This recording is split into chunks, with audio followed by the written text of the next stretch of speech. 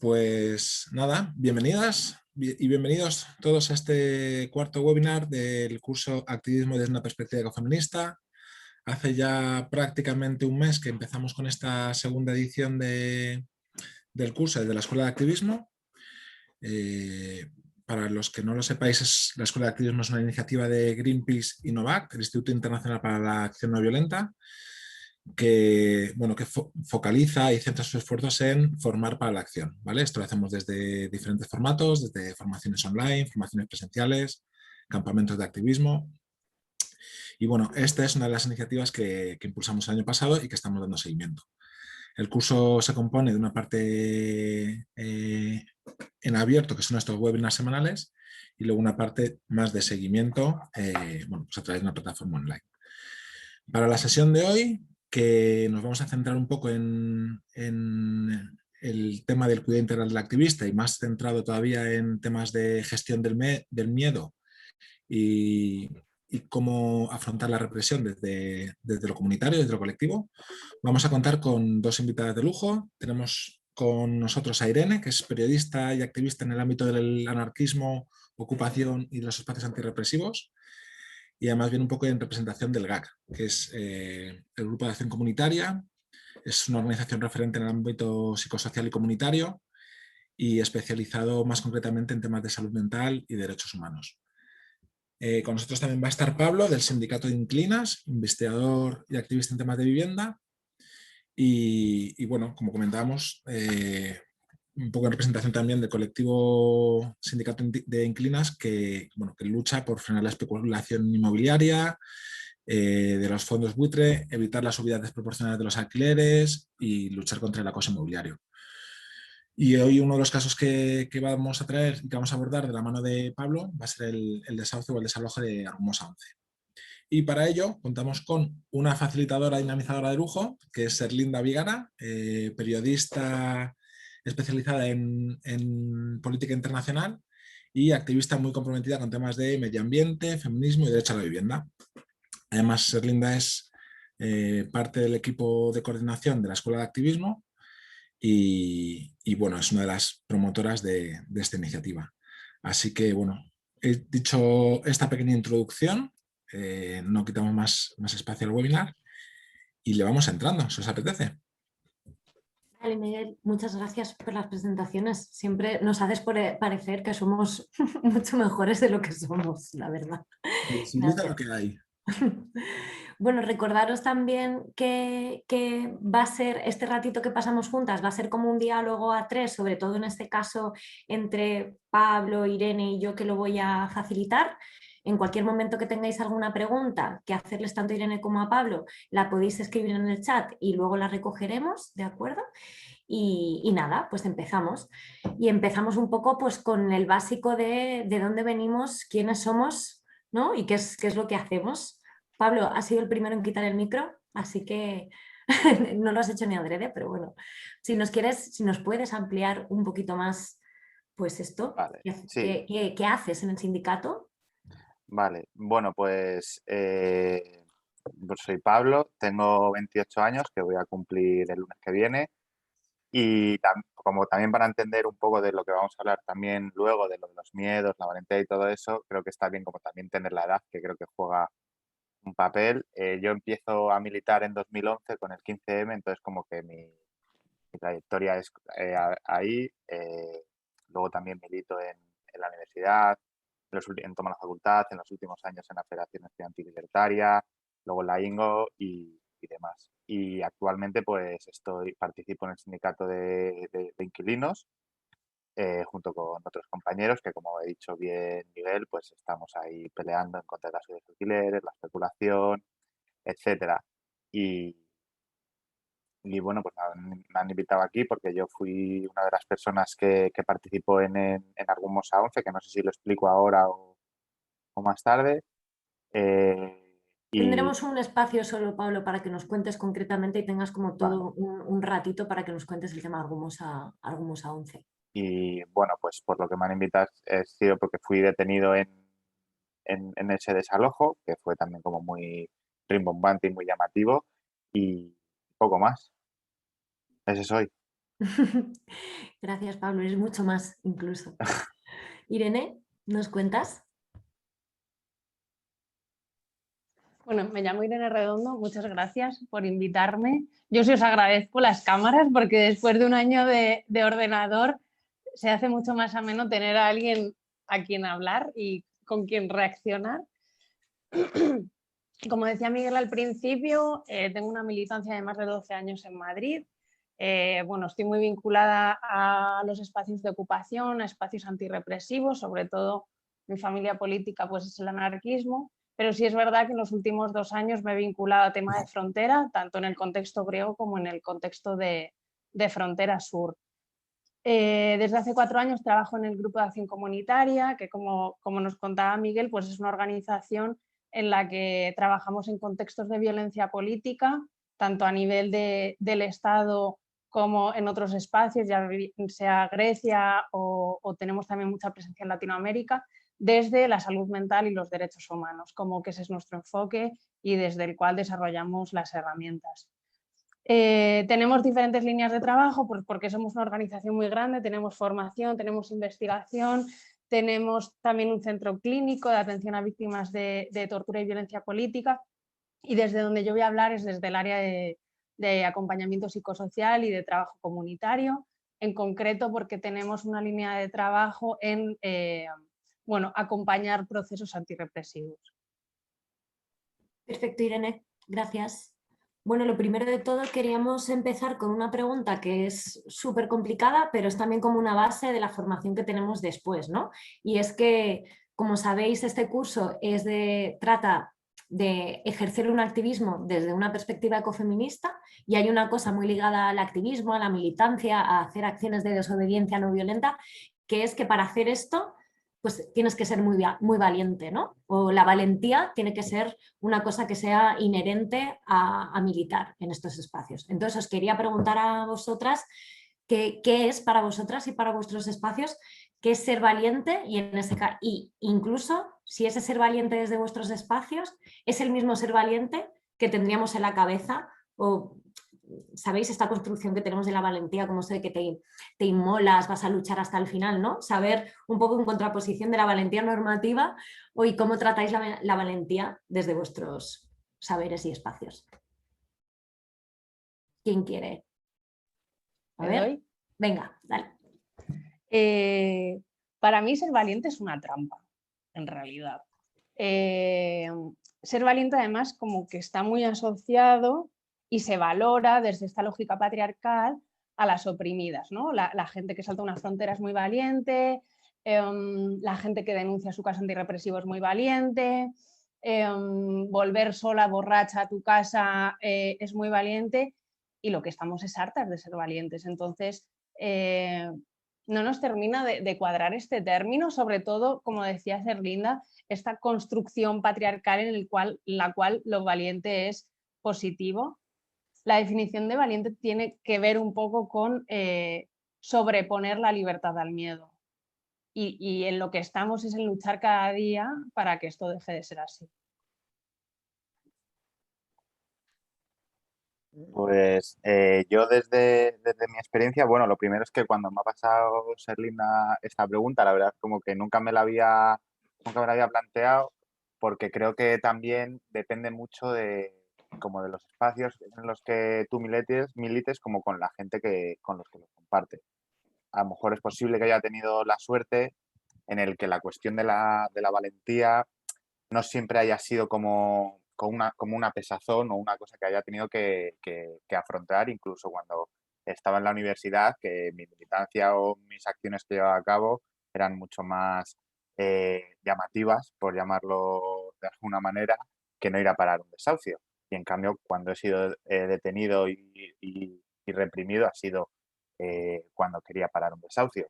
Entonces, como pensando en esto, yo siempre que cuando me he enfrentado a una acción o en alguna situación como muy de peligro, porque es la situación en la que te pone al final esa represión por parte de la policía, no es tanto el voy a ser valiente a la hora de ponerme, o sea, como que yo muchas veces la pregunta que me hacía era como que me atrevo porque me parece que el término valiente, o sea, como que a mí nunca me ha servido, y sí que me ha servido el me atrevo o no me atrevo.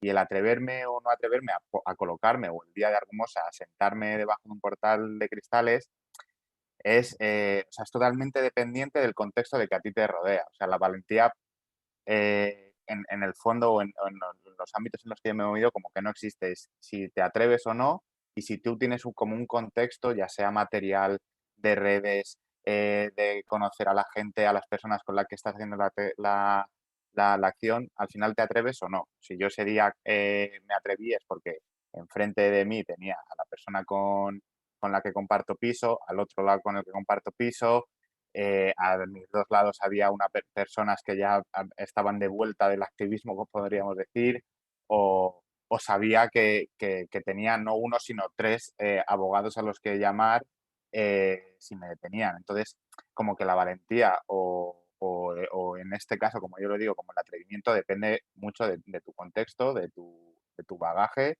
y de tu condición, incluso material, si me apura. Irene, ¿estás de acuerdo con esto que está diciendo Pablo? A veces también la valentía va ligada a esto de no tener miedo, ¿no? Una persona es valiente ahí fuera cuando no tiene miedo a las cosas. ¿Qué papel juega el miedo tanto en vuestros espacios de activismo como a lo mejor en vuestro trabajo, en vuestras vidas? Porque también esto es algo que aparece recurrentemente en los espacios de activismo. Bueno, pues si quieres, empiezo yo con esto. Sí. O sea, yo, o sea, miedo siempre tengo, pero muchísimo, porque soy una persona además muy miedica. O sea, yo veo a un policía delante mío y es que me echo a temblar. Eh, es así. Eh, entonces, como que yo he sido capaz de hacer o participar en las cosas, pues porque posiblemente llevaba 3 meses conociendo o hablando con la persona con la que de repente como que estaba a mi lado, y sabía pues que bueno, pues que no estaba solo, pero vamos, que el miedo es también, esto también es como muy tópico, o sea, que es lo que te hace también en un momento decir, bueno, pues mira, mejor hasta aquí llegamos hoy. Y, o sea, como que no siempre hay que darlo todo, y que ese día no va a ser el definitivo, ¿no? O sea, si un día no te apetece asumir un montón de peligro porque te da miedo, no te preocupes. O sea, como que va a haber otro día, ¿sabes? Mañana no se va a acabar con el capitalismo, patriarcado, etc, etc, ¿sabes? Va a haber otros días. Antes de que responda Irene, una pregunta al hilo. ¿Solo el miedo del que estás hablando, en este caso desde el sindicato, solo se tiene a la policía o lo sentís en otros momentos? Claro,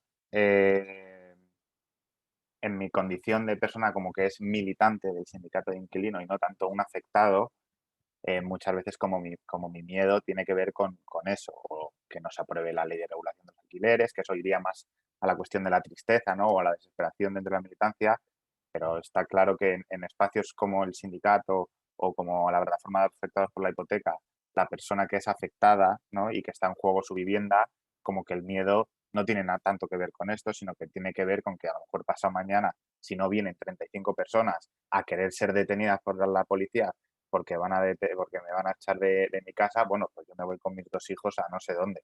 O sea, que el miedo también depende mucho del perfil que tiene cada uno en los espacios en los que participa, claro. Total. Irene, ¿tú cómo convives con el miedo o dónde está el miedo en tus espacios? O sea, para mí es importante entender que el miedo es el eje principal del poder para controlarnos, el principal. Porque es muy efectivo, porque el miedo es una forma muy efectiva de control, porque el miedo desmoviliza. Al hilo me gustaría como compartir que ayer asistimos a la presentación del informe sobre balas de goma que presentaban las compañeras, y que Serlinda está muy cansada porque lo defendió de lujo, y nos preguntábamos cómo era posible que una munición tan imprecisa, que en el momento que es disparada pierdes el control de hacia dónde va a ir, cómo un arma tan poco sofisticada sigue utilizándose a día de hoy. Es porque da mucho miedo ir a una manifestación y volver sin un ojo. Es altamente persuasiva y por lo tanto cumple su función. el miedo a perder un ojo, a volver mutilado por el simple hecho de ejercer tu derecho a la protesta, da miedo y paraliza y te deja en tu casa. Lo vemos también en viviendas, desde otros espacios de lucha, lo vemos también con Desocupa, que es este grupo paramilitar neonazi que se dedica a ejecutar desalojos. No son especialmente efectivos. Esta gente no tiene una estrategia especialmente buena para sacar a la gente de sus casas, pero cuando tienes a 20 neonazis en la puerta de tu hogar, bueno, pues igual la resistencia que ejerces es menor. Frente a este miedo que hay que entender de forma estructural y que hay que huir de quién tiene más miedo o no, porque bueno, es un mecanismo tan efectivo que se escapa a nuestras lógicas individuales, entender que frente al miedo... Sí. ¿Qué es esto? No he sido yo, ¿verdad?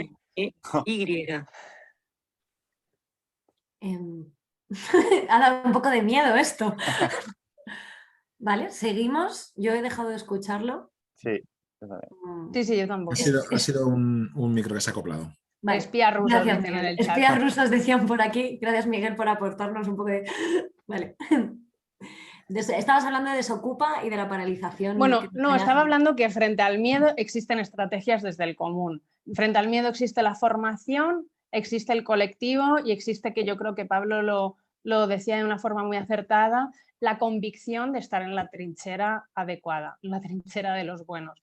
Creo que son como 3 herramientas que tenemos para combatir el miedo, poniendo especial foco en la formación frente a una detención, cuando sabemos cuál va a ser el procedimiento, pues cómo vas a pasar esas horas en comisaría, cuál va a ser el procedimiento judicial, qué formas de resistir, qué formas de contar con tu grupo, con tu colectivo. Esas son herramientas que tenemos para enfrentar el miedo.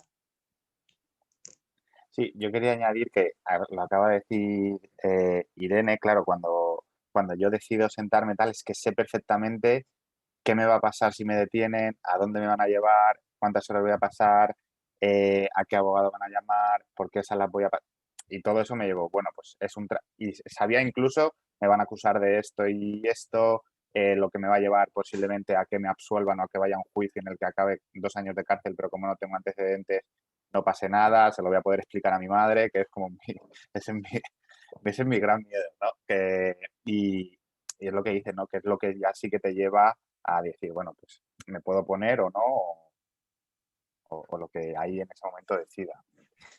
Totalmente, Pablo. Y qué importante esto que decías también de que toda esta información ya la tenía de antes, ¿no? Y en esto enlaza con la pregunta también que os quería hacer, que a lo mejor aquí también que nos cuente más Irene, porque justo tú lo has explicado con un ejemplo, pero el saber el previo, ¿no? El cuáles serían los pasos a dar antes de hacer una acción para...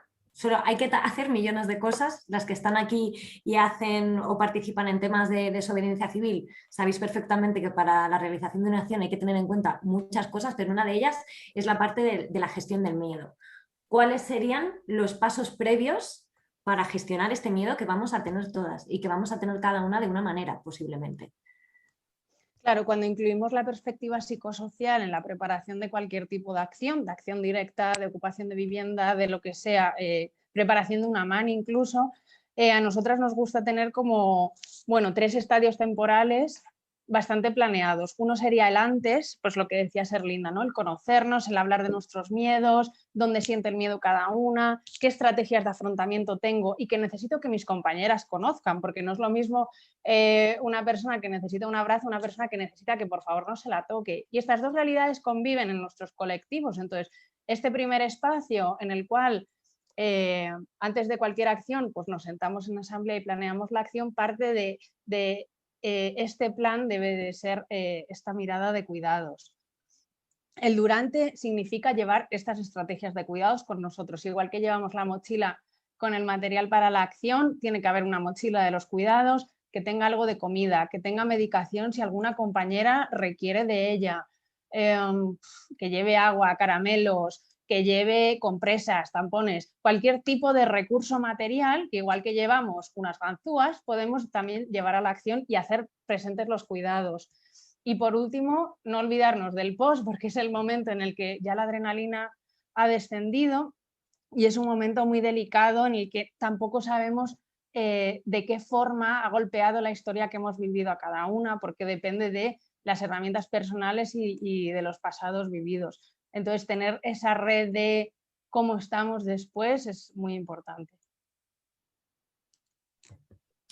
Pablo, yo te quería pedir que vincularas un poquito esto que nos ha contado Irene con el caso, vamos, tú has vivido más momentos de acciones de desobediencia, pero a nosotras nos parecía muy interesante que nos contaras el de Argumosa 11, también porque creemos que es un momento, bueno, siempre es un momento para defender la vivienda, y que nos contaras un poco el caso y que nos contaras también un poco si se hizo este previo, cómo ha sido el proceso, cómo ha sido el post, Vale, dedicarle aquí como un ratito a este caso en concreto. Cuéntanos. vale. Entendiendo también, Pablo, que aquí hay personas que no son de Madrid y que a lo mejor hay que meterles Vale, más perfecto. contexto. ¿Sí? Vale, pues bueno, Argumosa 11 no es más que otro desahucio en la ciudad de Madrid, pero que por las condiciones en las que se va configurando tanto el discurso por parte del sindicato y las plataformas como por parte del gobierno, se va generando como de repente una bola de nieve que hace que un desahucio se convierta en un gran desahucio, en un gran acto. Me explico. El Argumosa 11 Argumosa es una calle de Madrid, de Lavapiés, del barrio militante por excelencia del centro de Madrid, y es además la calle como con más bares, con más afluencia y demás. Y concretamente en este piso lo que pasaba es que el bloque había sido comprado y iban a subir los alquileres de las personas que allí vivían para incitarles a que se fueran y poder transformar sus viviendas. Entonces hay en total 6 familias afectadas, que dos deciden irse, y hay 4 familias que deciden cómo seguir, introducirse en lo que se llamó en Lavapiés Bloques en Lucha, que era una asamblea en la que estaba gente del sindicato, gente de PA Centro, ¿no? Que es de la PA del Distrito Centro de Madrid, en el que configuran como distintas estrategias de lucha. Y los desahucios como que se van sucediendo y se van parando a través de las convocatorias clásicas, hasta que ya cuando se para por segunda vez, a la tercera pues ya adquiere todo un matiz de que se está configurando los desahucios de Argumosa 11 como la piedra en el zapato tanto del ayuntamiento como de la comunidad, como del Estado, y las convocatorias van yendo a más hasta que se para el tercero y llega el cuarto. Lo que ocurre en el cuarto es que por primera vez en la historia del Estado español, 4 jueces se ponen de acuerdo para emitir una misma orden judicial de desalojo. Cuando se emite esto, hay que decir que ese mismo auto de desalojo se remite al Comité DESC, que es el Comité por el Derecho de la Cultura no sé cómo se llama exactamente, pero vamos, es el que nos protege en Europa. Entonces se emite un dictamen de que esos 4 desalojos son ilegales y que no se pueden producir. Aún así, nosotros nos enteramos de que por parte de los 4 jueces no se va a escuchar ese dictamen del Tribunal Europeo y sabemos que se va a producir. Entonces se hace una nueva convocatoria en la que se añade que nos vamos a quedar a dormir dentro del edificio porque se van a producir los 4 desahucios a la vez, etcétera. Entonces lo que nos encontramos es que de repente hay como el tema de Argumosa 11 en cierta manera se vuelve como una cuestión casi de Estado, porque después de que se produzca el desalojo, incluso Pedro Sánchez aparece haciendo declaraciones sobre el mismo, y nos encontramos unos 30 o 40 activistas en el edificio a las 2 de la mañana, que de repente aparece la policía del 22 de febrero, corta las calles y empieza lo que es el operativo para el desalojo. En ese operativo, los que estamos dentro, estamos plenamente convencidos de que la verdad, que al menos en mi opinión, que la batalla se podía ganar, que nunca pensamos o nunca pensé que la expresión de la violencia policial, si ya bien la había vivido, de la manera en la que la viví, sobre todo para desahuciar, fui ingenuo y pensé que se iba a parar. Entonces, como que decidimos permanecer y decidimos resistir hasta que se produjera lo que se produjese, que al final fue el desalojo. Al llegar la mañana, la calle Argumosa 11 estaba cortada desde las 2, pero se llenó de gente y la policía pues también empezó ahí, yo creo, a pues asumir que eso se les había ido de las manos o que eso había adquirido un cariz como que a ellos les era negativo por la repercusión, etc. Entonces llegó un momento en el que, nunca mejor dicho, la policía llamó a la puerta del portal. Nosotros estábamos todos abajo en el portal sentados y un poco por las escaleras y en un brillante momento pensamos que, bueno, la puerta era entera de cristal, pensamos que si nos poníamos debajo del portal, de la puerta de cristal, ningún policía iba a romperla encima de nuestras cabezas. Entonces, pues decidimos colocarnos ahí 3 personas y nada, llegó el comandante jefe de la policía diciendo que si no nos íbamos iban a proceder al desalojo de la forma en la que fuera y que si que esto yo creo que también es importante analizar por el tema del miedo, nos dijo que cualquier daño que sufriera tanto cualquier policía como cualquier persona iba a ser nuestra culpa. Una cosa que ahí ya sí que nos preocupó porque vas a romper una puerta entera de cristal. En mi cabeza lo más lógico es que alguien se corte un poquito y si alguien se corta va a ser nuestra culpa. Pero aún así pensamos, bueno, no la van a romper, vamos a seguir aquí porque vamos a poder pararlo. Y les dijimos que llamaran a la abogada que estaba fuera para poder mediar, si sí, no, no, si sí, no, no, y en ese rato pues empezaron a dar mazazos a la puerta, a la parte de abajo que era de metal y luego arriba rompieron el cristal en los que el de la puerta, cayeron nuestras cabezas, luego entraron, saltaron por el hueco y nos sacaron.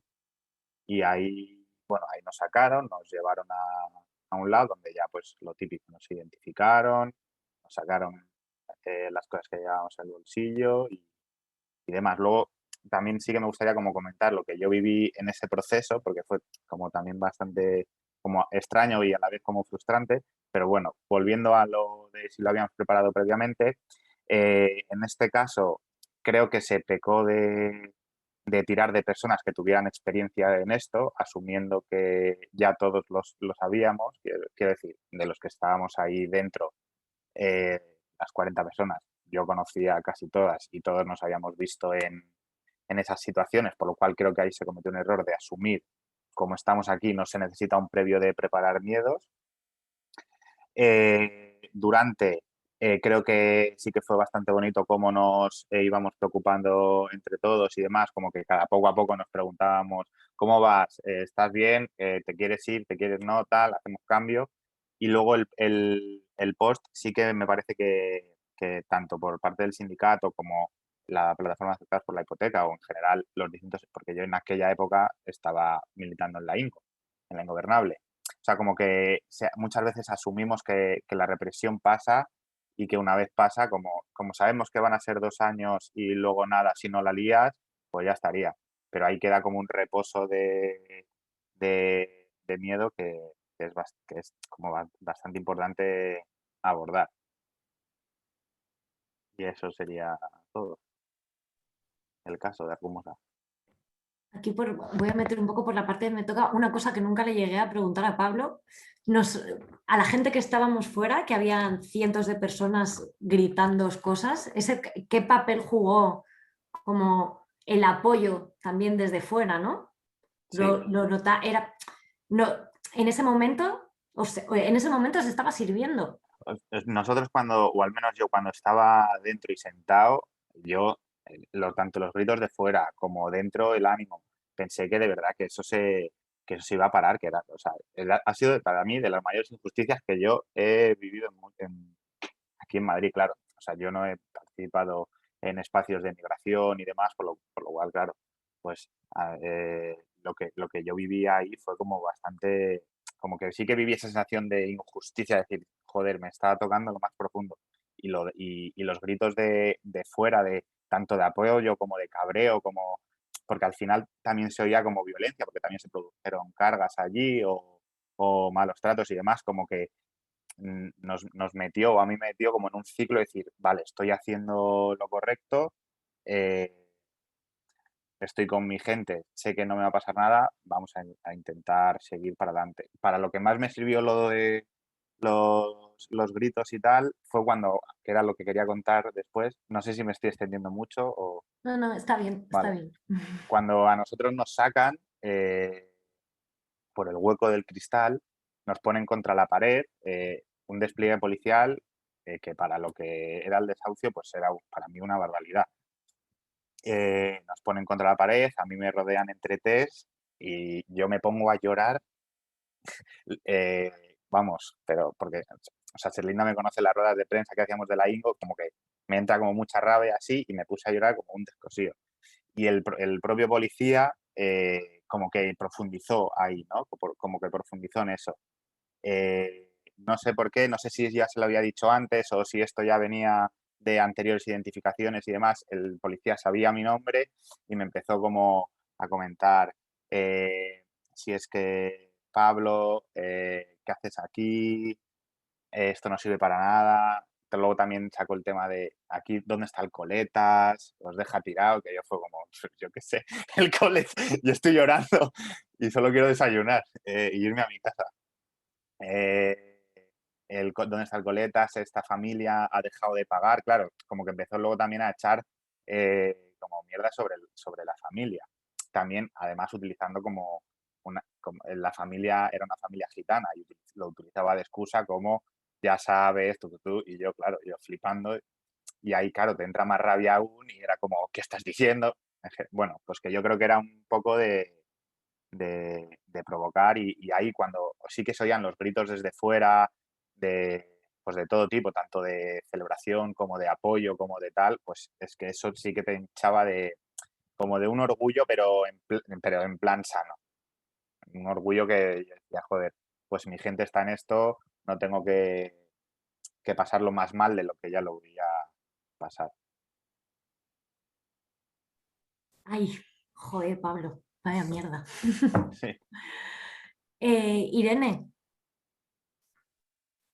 Pablo está hablando por el movimiento de vivienda ahora mismo y bueno, nos ha contado como un caso muy, muy concreto y que para las que somos de Madrid también es muy, bueno, que se nos despiertan un montón de cosas con esto.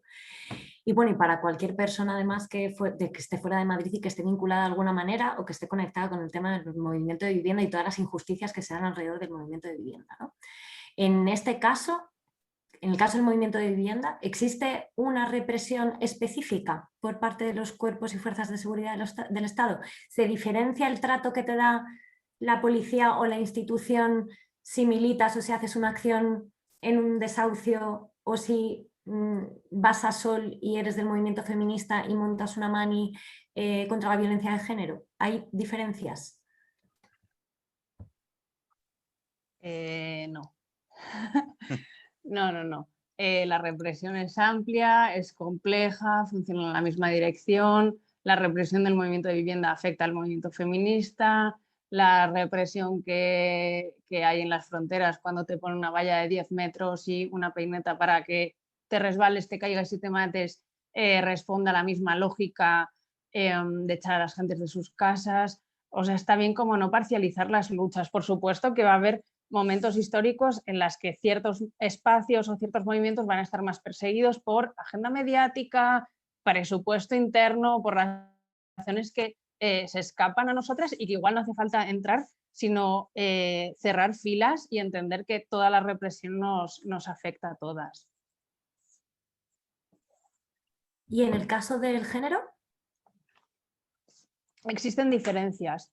Uh-huh. Creo que es muy interesante cuando nos acercamos a la represión meter esta mirada feminista desde los dos aspectos, desde, pues como se titula un poco esta reunión que nos ha traído aquí, de no perder a nadie por el camino.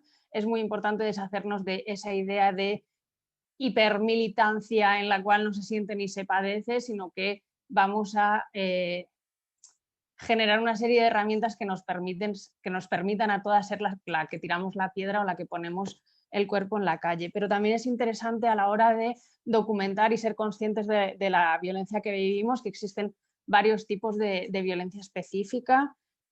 Por un lado existe la violencia sexual, que es la que, bueno, pues la que utiliza esta intimidad sexual como objeto de la violencia, pero que también existe la violencia sexuada.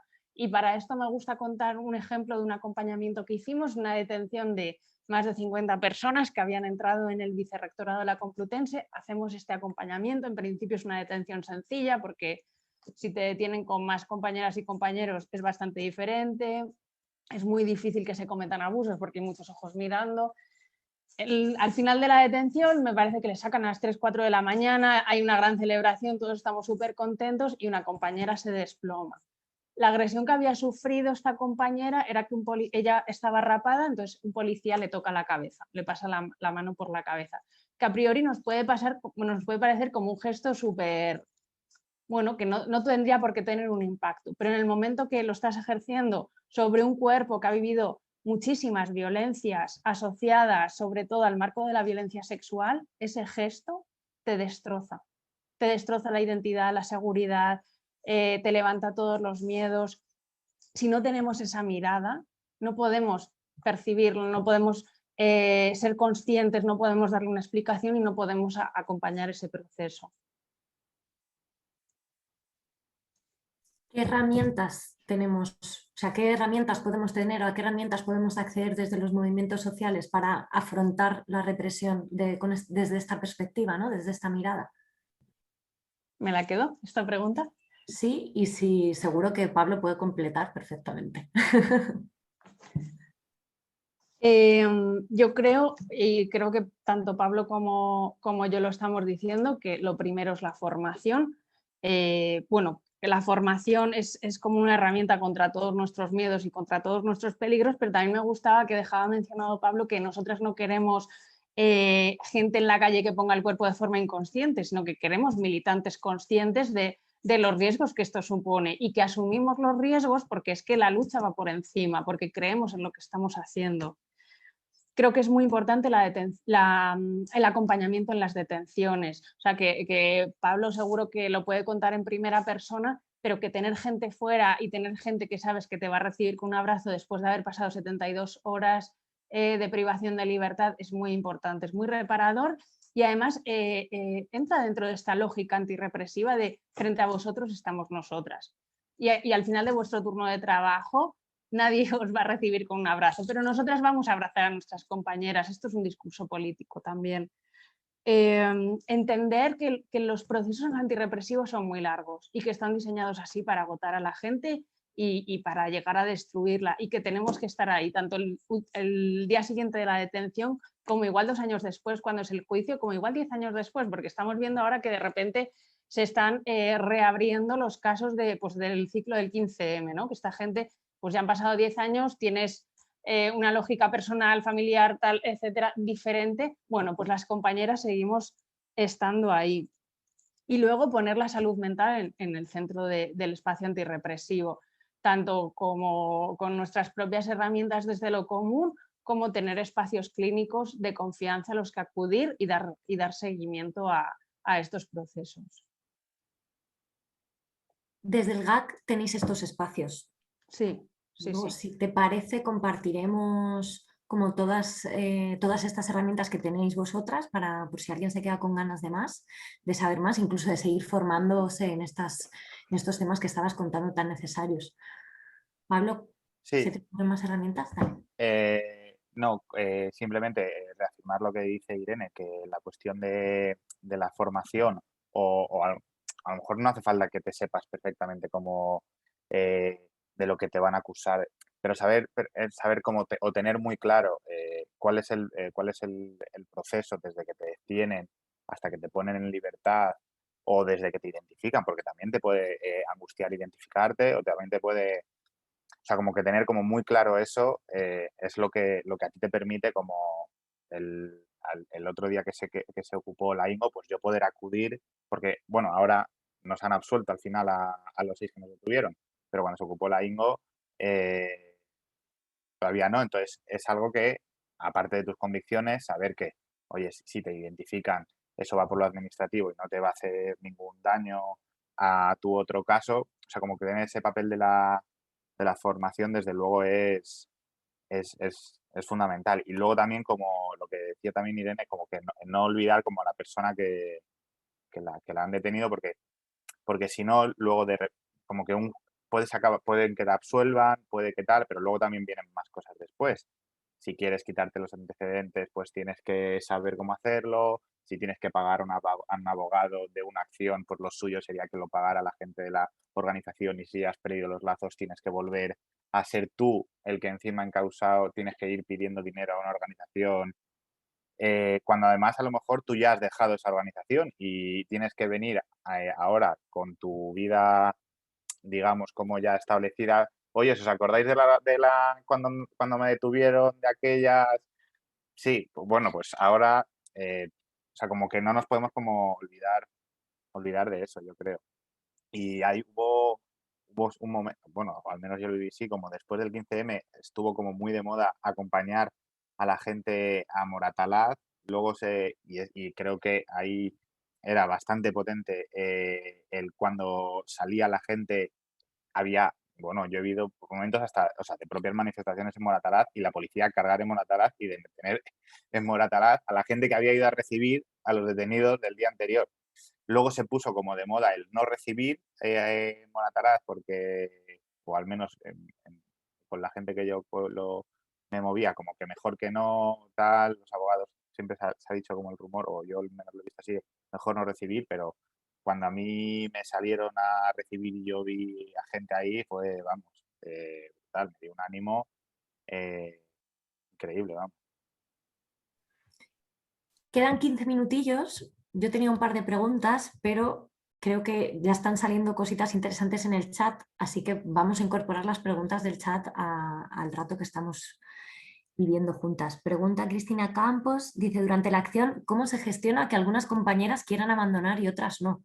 Me refiero al surgimiento de este conflicto dentro del propio movimiento y dentro de la acción. ¿Puedo darle? Es que esa pregunta Claro. me encanta. Esa pregunta Pues me encanta porque entonces, además, como que lo he vivido, ¿sabes? Pero vamos, millones de veces. Y como que para mí el punto de partida para asumir esa pregunta es que el colectivo o tu grupo de afinidad con la que vas a hacer la acción, tienes que trabajar previamente en ese contexto o en esa situación. Oye, si de repente alguna de nosotros nos da miedo y nos queremos pirar, pues haber hecho previamente un trabajo de, vale, pues si esto sucede, pues tú te damos las herramientas de que te alejas, te vas, tal, no sé qué, y, y te marchas. Porque o sea, como que creo que sucede más de lo habitual, y si no sucede es porque las personas como asumen ese papel que hablábamos desde el principio de tengo que ser valiente, se comen las 2 horas peores de su vida y, y dice que no o dice que sí a participar porque tiene que revalidar como una posición de su propio colectivo y demás. O sea, como que esas situaciones se dan, si no se nombran es porque no se quieren nombrar, y la herramienta sería hablar de esas situaciones que se pueden dar previamente. Irene, ¿quieres completar? Sí, lo único darle la vuelta a esta idea de que cuando se abandona una acción, cuando ya ha iniciado, pones en peligro al resto de las compañeras. Asumir una historia para la cual vemos que no estamos preparadas pone en riesgo real al resto de las compañeras y a una misma. Pero bueno, o sea, Pablo lo ha explicado muy bien. Lo habéis explicado muy bien los dos. Muy guay. Dice Juan Carlos Payo Rey, asumir los riesgos, o sea, os cita, asumir los riesgos porque la lucha va por encima. Dice, ¿para eso vais preparados o preparadas vosotras emocionalmente? Asumís, ay, perdón, que se me ha ido lo estaba leyendo. A ver, esperad. ¿Asumís la violencia que van a ejercer sobre cada cual por lo que defendéis? Yo no sé si entiendo muy bien la pregunta. Supongo Entiendo que es hay sí. un trabajo de preparación de asumir que te van a hacer daño. Como esto lo asumo y tiro para adelante, entiendo que es esto, y si no, que la persona que ha enviado la pregunta detalle un poquito más. Dale, Irene. Claro, no, yo creo que hay contextos en los cuales entiendes que se va a ejercer violencia sobre ti y pues se trabaja en ver cómo se gestiona de la forma menos dolorosa. Creo, bueno, reiterar un poco con la pregunta anterior que es bastante, bueno, que pones en peligro a las compañeras si asumes cosas para las cuales no estamos preparadas, tanto en la propia acción como luego el desgaste que se lleva después, porque las personas, bueno, pues después de la acción continuamos vivas y sentimos cosas, y hacerse cargo del después es muy importante. Otra Sí. pregunta, aunque creo que ya habéis... Dale, O Pablo. sea, Dale. yo quería añadir que, o sea, como que tú puedes estar preparado, pero que muchas veces, como la violencia que se va a ejercer hacia ti, si nunca lo has vivido previamente, o sea, que muchas veces la violencia que ejerce sobre el activista o el militante, muchas veces ni te la esperas. O tú piensas que vas a ir a una manifestación en la que, bueno, luego hay una reclama que es desviar la manifestación por un lado, que es simplemente dar un paseo por una peatonal, y de repente te estás encontrando de cara de un tipo con un escudo, una porra y un casco, y de repente te enfrentas como a una violencia que ni siquiera tú habías planteado. A mí de esto todo hay una cosa que me preocupa, y es que, o sea, como que a mí como me gusta pensar la militancia al activismo no es con militantes y activistas convencidos 100%. O sea, como que a mí me gustaría pensar en cómo hacemos una militancia que, sabiendo todo esto que hay, podemos hacerla lo suficientemente atractiva para que, yo qué sé, pienso en gente que no está tan concienciada o que no quiere asumir esos riesgos, pues pueda participar o pueda militar. Y creo que hay una de las cosas como que más hay que pensar o darle vuelta. Genial, Pablo. Ángel comenta, frente a las múltiples violencias policiales ilegales, ¿qué otras herramientas hay? Perdona, chicas, es que escribís mientras estoy leyendo, entonces me pierdo, perdón. ¿Qué otras herramientas son necesarias? Y habla de violencias psicológicas, violencias ideológicas, o sea, ¿qué otras herramientas? Porque estamos hablando mucho de esta violencia física y de las herramientas para abordar la violencia física, pero ¿qué otras herramientas para las otras violencias que nos atraviesan con más frecuencia, sin lugar a dudas, que la violencia física? Económica, dicen por aquí también, las multas. ¿Le das tú, Irene? Voy a contestar de forma muy clásica, pero que se lleva haciendo tanto acción directa como resistencia, bueno, concebida como tal, mínimo 100 años. Existen estrategias clásicas, tanto de tener abogadas dentro de la militancia, como el sistema de cajas de resistencia, como los grupos de apoyo mutuo. Entonces, en vez de contestar a esto, voy a hacer un poco de trampa y me voy a escapar a lo importante que es hacer memoria, a que no empezamos siempre desde cero, a que hay compañeras que ya han pasado por lo mismo que nosotras, y es muy importante recoger esas experiencias y rescatar esos aprendizajes. Perfecto. Como son y 22 y no hay ninguna pregunta más, voy a rescatar la pregunta final que os tenía preparada, y es que, como sabéis, nosotras estamos haciendo un curso que es activismo desde una perspectiva ecofeminista. Entonces la pregunta es, ¿sois ecofeministas? Y tenéis que responder de verdad. Venga, Pablo. Venga, Irene, no, hombre. Venga, Pablo, que queremos escucharte, hombre. Buena pregunta. Pues no lo sé. Yo creo que es una respuesta elegante, sincera. Irene. A mí la etiqueta ecofeminista se me queda pequeña, lo tengo que decir. Comparto completamente que la subordinación de las mujeres está fundamentalmente ligada con esta explotación de la naturaleza, pero creo que también está ligada fundamentalmente a otra serie de ejes que nos atraviesan. Pues estoy muy pesada, perdonadme, pero es que milito ahí, pero está muy atravesado con los sistemas colonizadores, está muy atravesado con el sistema de fronteras, con la libertad sexual, bueno, con otra serie de luchas y de opresiones que nos atraviesan. Pero sí que creo que este espacio desde los ecofeminismos nos genera un marco que nos permite leer el mundo en torno a esos códigos, y sobre todo que nos permite generar luchas y caminos comunes en los que encontrarnos. Perfecto, Irene. Pues nada, son y 25 sería la última llamada a preguntas y si no, pues iríamos cerrando. Como sabéis, muchas de vosotras, la escuela de activismo está pensada para una primera hora de este diálogo abierto en la que gente que no está inscrita en la escuela de activismo también puede participar y puede escuchar los temas que luego trataremos inmediatamente después durante un par de horitas ya como en grupos más cerrados. O sea que muchas de las que estáis ahora mismo aquí nos veremos en 5 minutitos en la siguiente tanda de formación. Y nada, daros las gracias, muchísimas gracias. Y por mi parte también deciros que para mí es una suerte estar en Madrid con vosotras y encontrarme con vosotras en muchos espacios políticos y vitales, así que aprovecho para decir que yo me siento muy afortunada y si alguna vez en mi vida me he sentido valiente es porque os he sabido cerquita, así que thank you. Y nada, chicas, pues pasad buen día. Aquí en Madrid, como decíamos antes, está lloviendo, no hace más, o sea, no hace este calor demencial. Bueno, a Irene la veía así con la... Con el abanico. Yo estoy Allá donde encerrada estés- en el despacho que nadie quiere y esto es una sauna. Me uní a los desnudos en el Zoom. Oye, no, pero muchísimas gracias. Sí, O sea, creo total. que estos espacios de intercambio, de aprendizaje, o sea, que ha sido monopolizado por nosotras, pero que entiendo que ahora se abre el diálogo de verdad, como valorar el trabajo que hacéis, transmitiros mucho cariño a toda la gente que participáis, que seguramente os esté tocando la represión por un lado o por otro, que estamos juntas en esto y que nos iremos viendo. Total.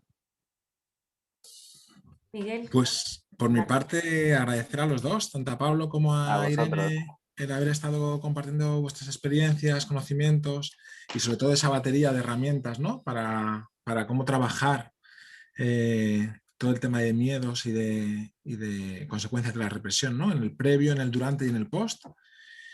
Y a la gente que nos está viendo también, pues invitaros a poder ver otros seminarios que hemos realizado en la página web de la escuela y si queréis estar al tanto de próximas formaciones, campamentos, etcétera, pues entrad en la página web de la escuela que es escueladeactivismo.org y a partir de ahí os iremos manteniendo informadas. Y bueno, reiterar el agradecimiento a Pablo y Irene por este diálogo tan rico y a ti, Selena, por haberlo llevado también. Muy bien. Muchas un gracias a abrazo, vosotras. chicas. Chao, Chao. nos Nos vemos. vemos. Gracias a todas.